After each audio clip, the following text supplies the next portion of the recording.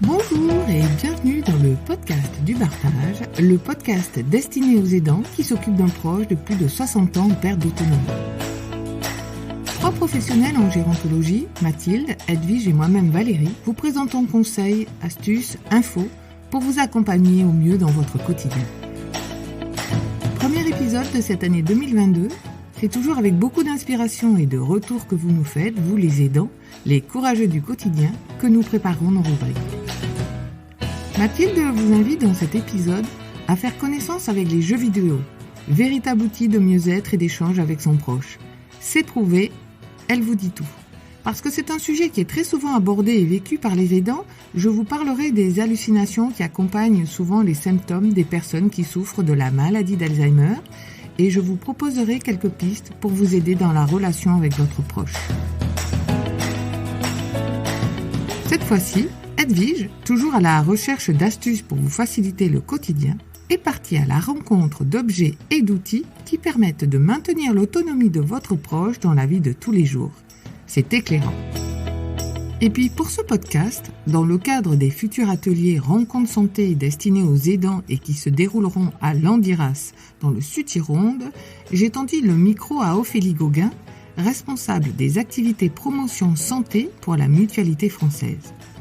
Elle vous explique le rôle de cette mutualité auprès des aidants, vous présente l'initiative des ateliers Rencontres Santé et vous donnera envie d'y participer, j'en suis certaine. Et au-delà de tout ce que nous souhaitons et pouvons vous transmettre, afin d'améliorer votre quotidien, vous donner le sourire et vous proposer des solutions, rien ne vaut le témoignage d'aidants. C'est un vécu dans lequel chacun peut s'y reconnaître et c'est important de l'entendre. Dans cet épisode, Sylvie vous témoigne de ce qu'elle a vécu avec son père. Des situations cocasses, elle y a fait face et vous le partage dans l'extrait de cette interview. Et pour démarrer, voici de la bonne humeur, de l'optimisme. Marianne du Baromètre est presque en direct. Alors avertissez vos oreilles, nous sommes tout prévenus.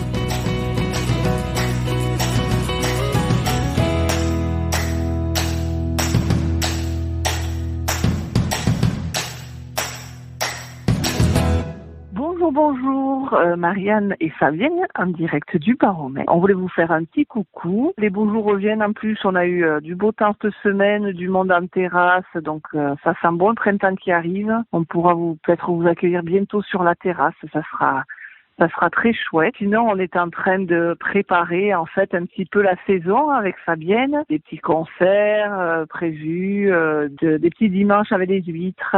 On espère que tout le monde se porte bien. On vous embrasse tous très fort et on vous dit à très vite au Baromètre pour des prochaines séances du Bartage. Au revoir.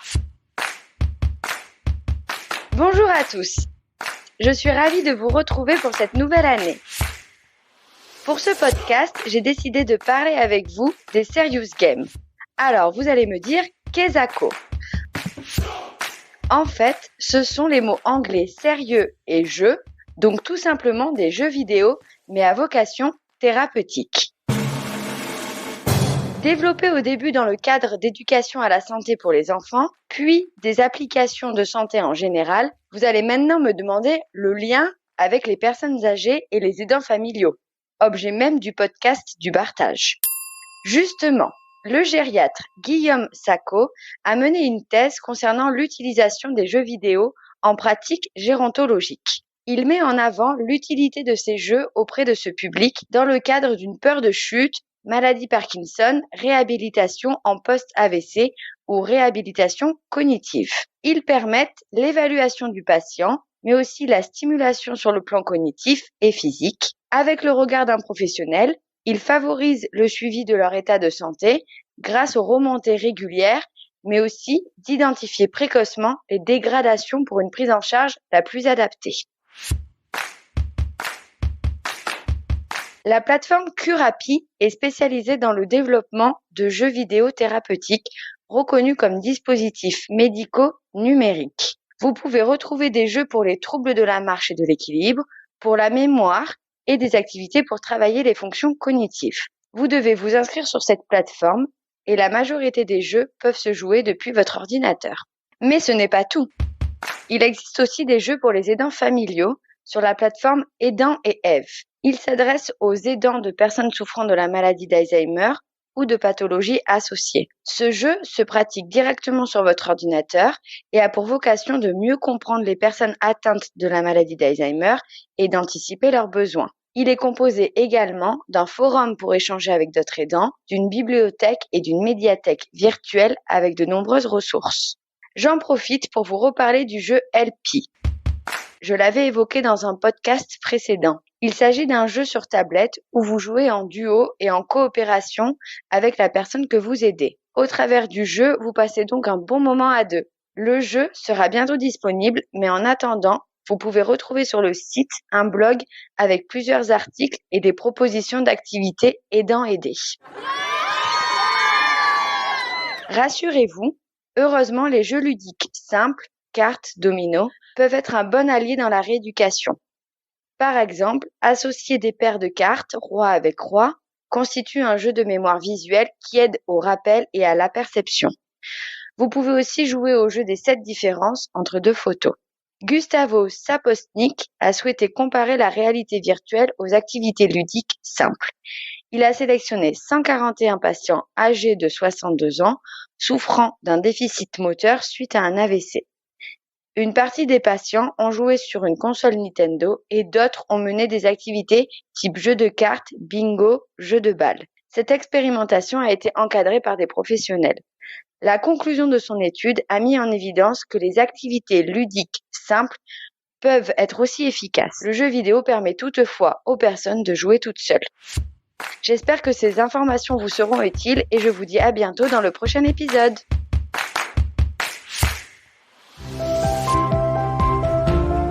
Parce qu'il y a peu de temps, un aidant était complètement déstabilisé par la réaction de son proche souffrant de démence de type Alzheimer et perdu devant sa propre attitude, et que ce n'était pas la première fois que j'entendais ce désarroi-là, je me suis dit, tentons d'expliquer le sujet.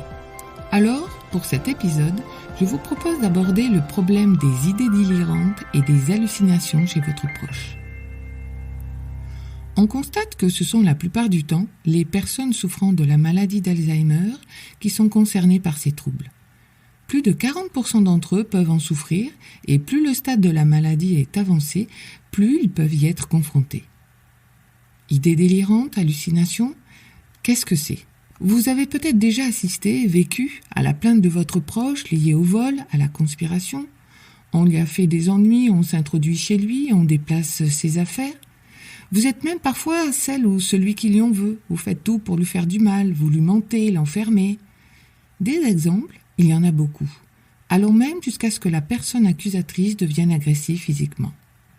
Et vous avez beau nier, la rassurer en insistant que vous ne voulez aucun mal, qu'il n'y a pas de voleur ni de complot contre elle. Rien n'y fait, elle croit dur comme fer à ce qu'elle dit. Les idées délirantes sont bien là.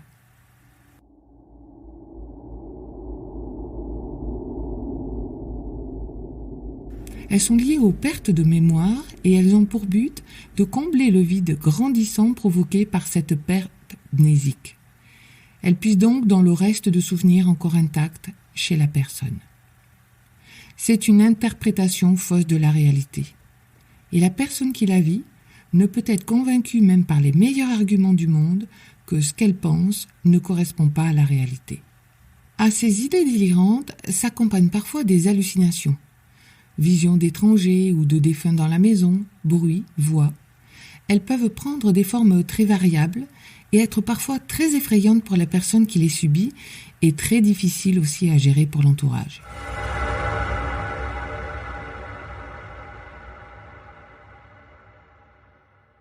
Il peut arriver par exemple que le conjoint peut être pris comme imposteur. Ça, c'est le syndrome de Capgras. Ou bien la personne est convaincue que d'autres personnes prennent l'apparence d'autres. C'est le syndrome de Frégoli. Pour mieux comprendre comment la personne est sous l'emprise de ces hallucinations, je vous invite à lire l'article de Stéphane Dierberge dans le Journal français de psychiatrie. Vous retrouverez toutes les informations concernant le podcast dans sa description. Les idées délirantes et les hallucinations suscitent de l'anxiété ou des troubles comportementaux chez la personne. Agitation, errance. Elles perturbent la faculté des personnes de comprendre le monde extérieur. Et ce phénomène peut altérer sa capacité d'accomplir les activités quotidiennes et nuise encore plus souvent à la relation qu'elles entretiennent avec les proches. Alors comment faire ? Qu'est-ce qui peut amoindrir, aider dans ces situations où les idées délirantes, les hallucinations sont présentes ? Faut-il ramener votre proche à la réalité ou entrer dans son jeu ? Est-ce que vous pouvez limiter la récurrence des troubles ? Est-ce que les médicaments sont une solution ? Tout d'abord, je vous dirais que puisque votre proche est enfermé dans sa réalité, il est inutile de tenter coûte que coûte de le raisonner. Non seulement vous perdrez votre temps, mais à force de le contredire, vous risquez d'aggraver sa contrariété ou son angoisse. Mais ne faites pas pour autant semblant de le croire, ce qui attiserait son délire. Contentez-vous de lui dire que vous ne voyez pas ou vous n'entendez rien et ne vous attardez pas sur l'hallucination elle-même. Ce qui est important, c'est de le rassurer. Concentrez-vous alors plutôt sur la réaction de votre proche à cette hallucination. Si elle est positive, par exemple s'il croit voir sa mère près de lui, ce qui le rend heureux, il suffit de ne pas rebondir et de changer de sujet. Si elle est négative, il est terrorisé, rassurez-le. D'abord par vos gestes, prenez-le dans vos bras ou touchez-lui doucement la main, puis par vos paroles. Posez-lui des questions pour saisir ce qui se passe. Mais que vois-tu ? Ça t'effraie ? Et reconnaissez son sentiment. Moi, je ne vois rien, mais si tu vois un monstre, c'est normal que tu aies peur. Il ne s'en sentira que plus compris et tranquillisé. Vous pouvez aussi vérifier son environnement. La perception erronée est parfois favorisée par l'environnement, d'autant plus si ce dernier est nouveau pour votre proche. Un manteau accroché à un cintre peut être pris pour une personne. Les motifs d'un tapis ou du papier peint entraînent des confusions. Une radio allumée dans la pièce voisine fait croire à des voix. Un éclairage trop faible grossit les ombres et donne un aspect différent aux objets communs. Dans ce cas, bannissez l'élément perturbateur, cela pourra éviter que la situation ne se reproduise. Et puis, avez-vous vérifié si votre proche y voit bien ? Souvent, on se rend compte que les hallucinations sont suite aussi à une déficience visuelle. On ne sait jamais. Est-ce que la personne se dépense-t-elle suffisamment dans la journée ? Parce que l'apparition d'hallucinations peut être provoquée aussi par une stimulation insuffisante au cours de la journée. Elle se traduit par une forte agitation en fin de journée. N'oubliez pas que même à l'été, votre proche a besoin que ses sens travaillent de façon variée et plaisante. Il ne faut pas hésiter à le changer régulièrement de lieu. S'il ne peut plus se promener, au moins de son lit à son fauteuil près de la fenêtre, de sa chambre à la cuisine, histoire qu'il participe encore autant que possible à la vie quotidienne. À l'inverse, un environnement trop stimulant, bruit excessif, trop de monde, longue exposition à la télé, risque d'engendrer le même genre d'effet. Pas facile de trouver le bon équilibre. Et si cela devient très compliqué, que votre proche vit très mal ses hallucinations, qu'elle l'angoisse au plus haut point, qu'elles sont source de comportements à risque, oui, dans ces cas-là, n'hésitez pas à consulter un médecin, un gériatre, qui prescrira des médicaments. La relation avec un proche souffrant de démence de type Alzheimer est souvent mise à rude épreuve. Il s'agit à chaque fois de s'adapter, d'être à l'écoute, de ne pas juger, de comprendre ce qui se passe. Alors de la ressource et de la patience en grande quantité, c'est une évidence, vous en avez besoin. En espérant que cet article sonore vous aura permis de vous repérer, vous aussi sur le sujet des idées délirantes et des hallucinations, je vous dis à très vite pour un prochain épisode.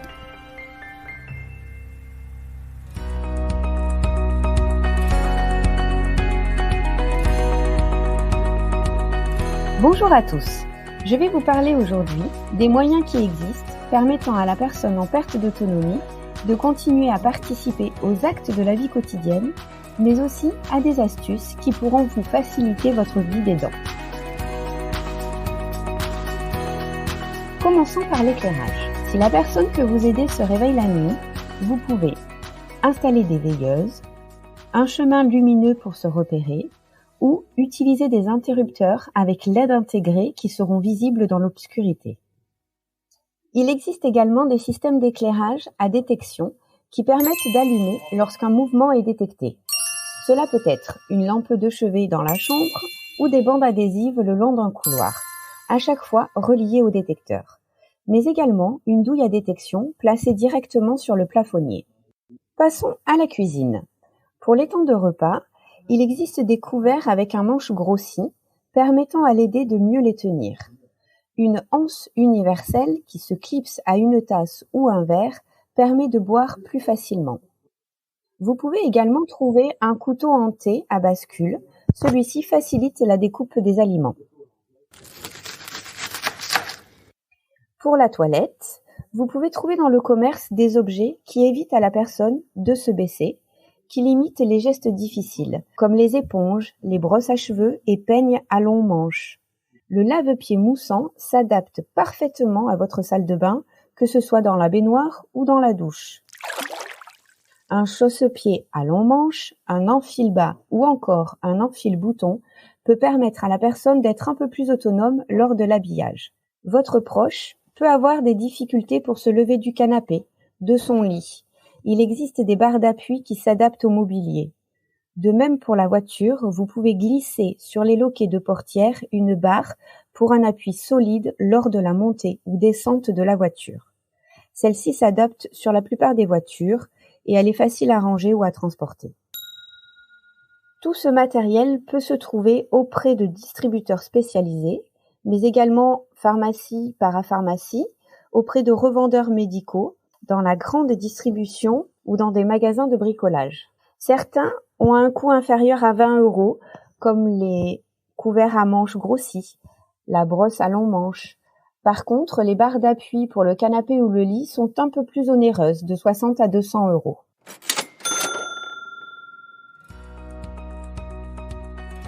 J'espère que cette rubrique vous sera utile. Vous pouvez retrouver des éléments supplémentaires ainsi que des références sur le site lebartage.fr.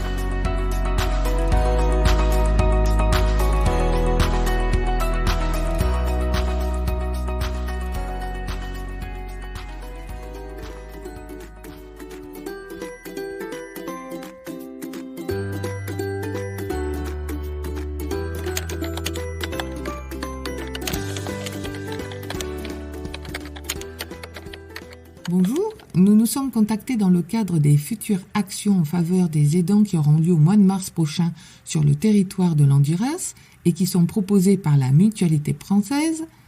Mais pouvez-vous vous présenter et nous dire qu'est-ce que c'est exactement la Mutualité française ? Donc bonjour Valérie, je suis Ophélie Gauguin, je suis responsable d'activités en prévention et promotion de la santé pour la Mutualité française Nouvelle-Aquitaine. Alors la Mutualité française, c'est l'instance de représentation du mouvement mutualiste dans la région.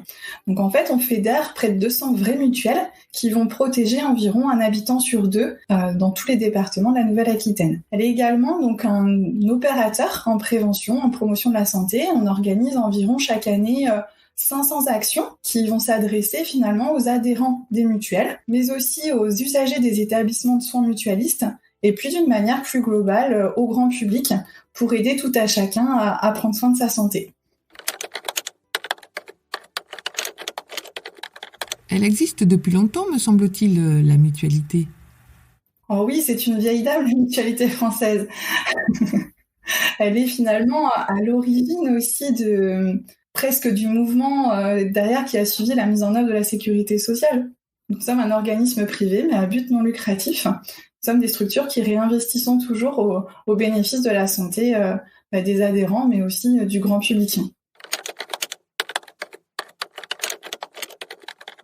Donc, si je comprends bien, la Mutualité française propose des ateliers de prévention, sensibilise à des questions de santé. Elle s'adresse donc aussi aux aidants.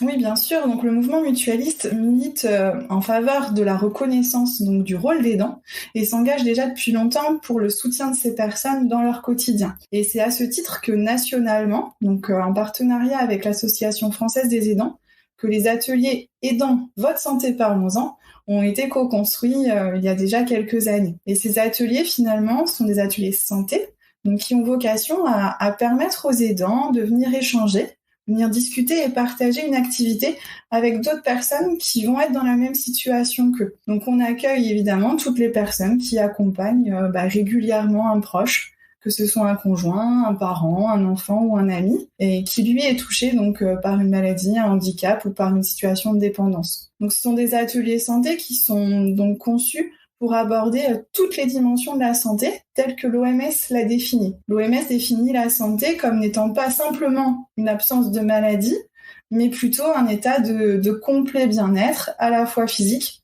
mental et social. Et finalement, chaque séance des ateliers et dans votre santé, parlons-en, vont permettre d'aborder une à une chacune de ces composantes. Donc la santé physique, la santé mentale et psychique, et puis la santé sociale. On va faire ainsi émerger un petit peu les difficultés que les aidants rencontrent, et puis on va leur proposer des conseils, évidemment, pour préserver leur santé sur chacune de ces dimensions. Et ça va être l'occasion pour eux de découvrir également ce qui va s'offrir à eux sur le territoire et avoir des pistes pour être accompagnés sur chacune de ces dimensions en proximité.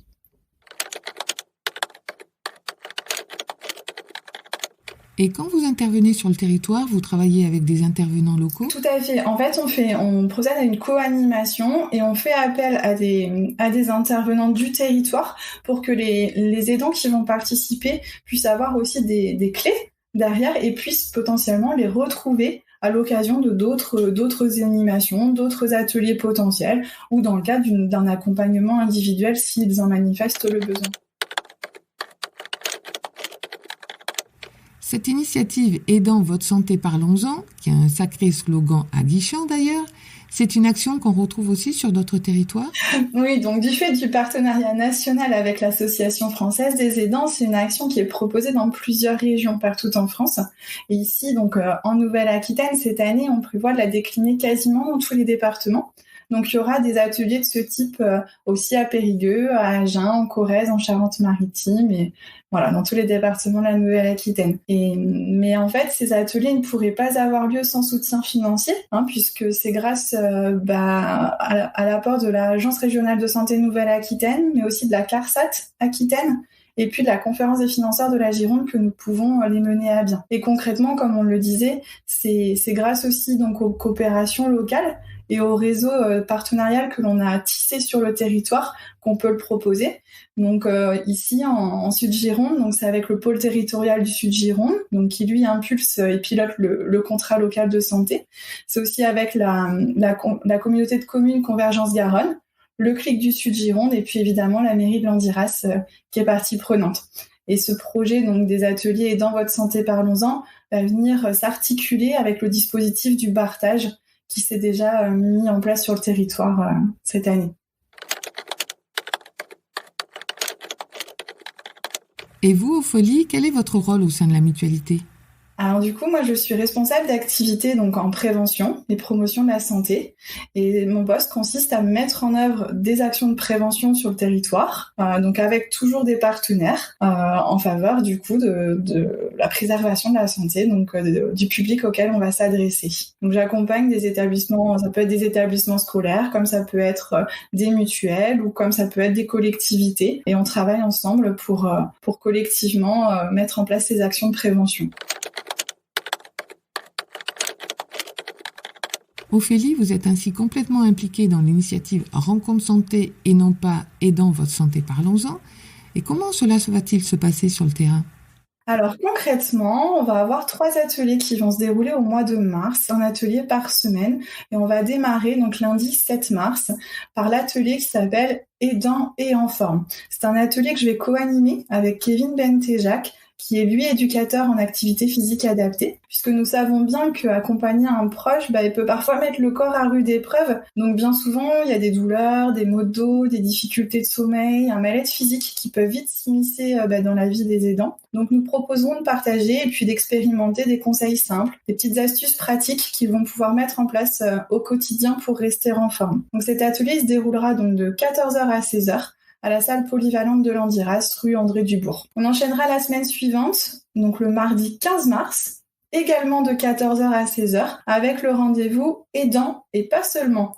Et là, cette fois, j'interviendrai avec une diététicienne nutritionniste, donc qui s'appelle Alexiane Chevrier, pour discuter des relations sociales des aidants, qui sont souvent mises à mal, qui plus est là depuis la crise sanitaire. Donc nous partagerons tous ensemble un moment de convivialité et nous mettrons nos sens en éveil grâce à diverses dégustations notamment qui seront menées donc par la diététicienne pour parler de l'alimentation en pleine conscience. Cette séance se déroulera donc à la salle Menon, rue du 15 août, donc à Landiras. Et la troisième séance, donc la semaine d'après, donc ce sera lundi 21 mars. Donc pareil, de 14h à 16h, nous serons sur le thème aidant et heureux. Et là, c'est Isabelle Lasserre, qui est danseuse et chorégraphe pour l'atelier La Renverse, qui va intervenir à mes côtés. Et là, on va s'appuyer donc sur la parole et sur le mouvement du corps pour accueillir les émotions qui nous traversent au quotidien, pour apprendre à les gérer et puis mieux se retrouver soi aussi. Donc voilà, on vise à ce que ces parenthèses, ces ateliers permettent à chacun de relâcher la pression, de se retrouver et puis de se recentrer vraiment sur son bien-être et ses aspirations. Une sorte de parenthèse santé assez bienveillante que l'on vient offrir sur le territoire. Et cette séance du 21 mars aura lieu également à la salle polyvalente rue André Dubourg à Landiras. C'est un joli programme. Maintenant, reste à communiquer, à faire connaître justement. Donc, merci de m'inviter aussi dans ce podcast pour en parler. J'espère que ça permettra aussi de le faire connaître et de permettre à des aidants d'en bénéficier sur le territoire. Généralement, les participants qui viennent dans nos rencontres, ils vantent surtout la convivialité et l'écoute qu'ils vont trouver à la fois auprès des intervenants, mais aussi auprès des autres participants. Donc souvent, il y a des affinités qui se créent aussi, des liens qui se tissent, et ça, c'est précieux pour le quotidien. Comment faire si des aidants sont intéressés par les ateliers? Qui doivent-ils contacter? Donc n'hésitez pas à en parler autour de vous pour vous offrir ce répit, cette parenthèse santé, ou bien la proposer à un de vos proches. Donc n'hésitez pas à vous inscrire. Donc, vous pouvez me contacter au 06 37 84 02 56. Je serai ravie du coup de prendre votre inscription et éventuellement d'étudier avec vous des alternatives pour vous permettre d'y participer, quelles que soient les difficultés que vous rencontrez. On pourra étudier aussi des petites pistes pour vous soulager, vous offrir ce temps de répit. Merci Ophélie et au plaisir de vous rencontrer sur les ateliers à Landiras. Bientôt, au mois de mars.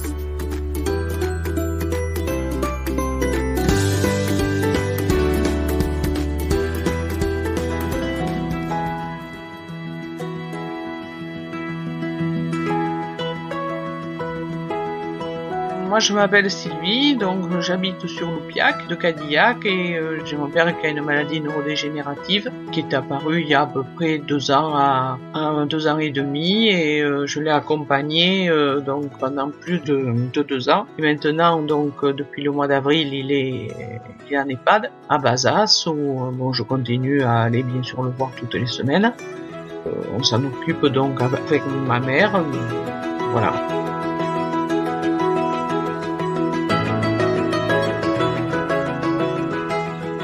Bon, on a eu quelques épisodes assez cocasses, quand il est descendu, qu'il est allé s'asseoir dans ma voiture alors que ça faisait plus d'1 an qu'il ne descendait plus les escaliers, même accompagné avec quelqu'un. Et donc il a fallu qu'il remonte les escaliers. C'est après qu'on a demandé à l'infirmière et au kiné comment on remonte quelqu'un dans un escalier. Le kiné, on fait comme on peut, et puis l'infirmière nous a dit non, c'est ça, il en faut un qui tire d'un côté, l'autre qui pousse de l'autre. Et puis voilà, mais c'est vrai que c'est après coup qu'on se dit pétard, mais c'est pas possible. Il y a eu des épisodes où il a fallu se servir du lève-malade. Quand on est avec le lève-malade qui est suspendu en l'air, après... Puis ma mère me dit, mais tu vas le mettre comment dans le fauteuil? Il s'assoit comment dans le fauteuil? Mais je sais pas. Alors c'est des trucs comme ça. Bon. C'est quand on est devant que bon, faut faire les choses, mais on sait pas comment on va les faire. Mais bon, il faut les faire. Voilà. C'est de l'apprentissage finalement. On apprend à gérer les situations comme elles se présentent, quoi.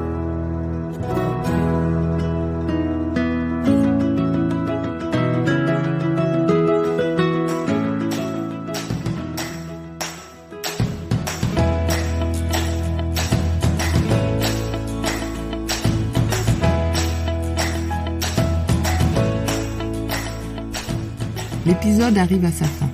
Et si le podcast du Bartage continue de se réaliser pour cette année 2022, c'est grâce au soutien financier de la Conférence des financeurs dans le cadre de l'aide aux aidants. Vous pouvez donc écouter un nouvel épisode chaque mois avec la possibilité de le retrouver directement dans votre boîte mail en vous inscrivant à la newsletter. Pour cela, rien de plus simple, il vous suffit de rendre visite au site lebartage.fr, tout attaché en minuscules. Là, vous pourrez y retrouver des informations concernant l'accueil aidant aidé du Bartage, ainsi que toutes les descriptions des épisodes.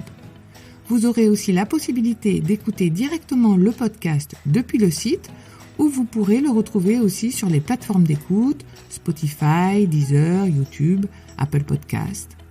Vous pouvez aussi consulter notre page Facebook, le podcast du Bartage, et puis n'hésitez pas à nous laisser vos avis, vos témoignages, vos propositions de sujets ou de thèmes à aborder, et nous y accorderons toute notre attention.